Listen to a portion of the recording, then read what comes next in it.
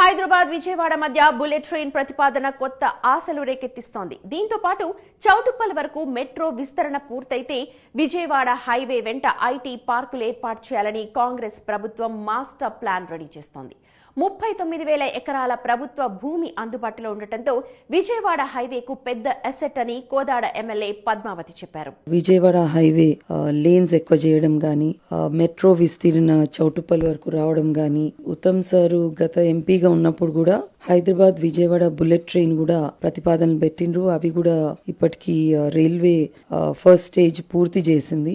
Route గిన చూసడం ఇవన్నీ కూడా కాంగ్రెస్ ప్రభుత్వము హైదరాబాద్ విజయవాడ హైవేని అన్ని ఏరియాస్ లో కొంచెం మెరుగు చేయాలనే ఆలోచనతో ఉంది. విజయవాడ అండ్ హైదరాబాద్ మధ్యన ట్రావెల్ టైం తక్కువ కావడంలో గానీ ఇవన్నిట్లో కూడా డెఫినెట్లీ ఇప్పుడు ఇవన్నీ చేస్తే చాలా తేడా కనిపిస్తుంది. ఎక్కడైతే మనం డెవలప్మెంట్ చేసాం, రహదారులు ఎక్కడైతే డెవలప్ అవుతాయో న్యాచురల్ గా అలాంగ్ ద రోడ్స్ మనకు డెవలప్మెంట్ అనేది ఏ ఇండస్ట్రీ అయినా గతంగా హిస్టరీ నుంచి కూడా ఎక్కడి నుంచి కూడా ఆ కారిడార్ డెవలప్ అవ్వడానికి అవకాశం ఉంది. అండ్ చౌటుప్పల్ దగ్గర నాకు తెలిసి 40,000 ఎకరాలు కూడా ప్రభుత్వం ల్యాండ్ ఉందని తెలుసు.